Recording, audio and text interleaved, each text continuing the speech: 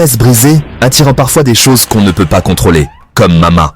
C'était une nuit sombre, dans une maison isolée en bordure d'une forêt.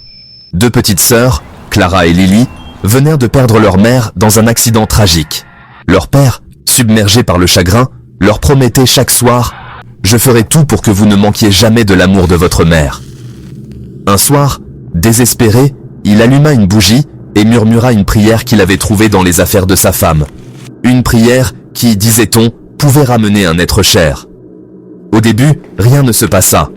Mais cette nuit-là, Clara et Lily furent réveillées par des bruits de pas dans le couloir. « Papa » appela timidement Clara.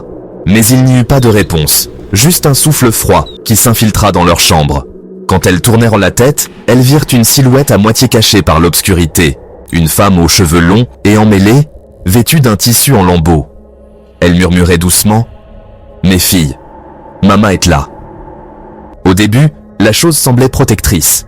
Elle veillait sur elles la nuit, leur chantait des berceuses effrayantes d'une voix éraillée. Mais rapidement, son amour devint étouffant. Quand leur père essaya de s'interposer, Mama devint furieuse. Une nuit, il disparut et les filles le retrouvèrent au matin, enfermé dans un placard, les yeux fixant le vide. Clara comprit alors que ce n'était pas leur mère. Ce Mama n'était pas humaine. C'était une chose, une entité affamée d'amour, prête à tout pour garder ses filles auprès d'elle. Elles décidèrent de s'enfuir, mais au moment où elles franchirent la porte de la maison, la voix de Mama résonna dans la forêt. « Vous ne pouvez pas me quitter, vous êtes à moi maintenant. » Depuis ce jour, Clara et Lily ne furent jamais retrouvées.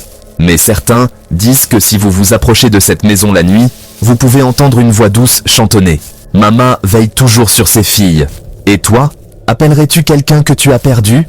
Au risque que ce soit quelqu'un d'autre qui réponde « Reviens demain pour une autre histoire ».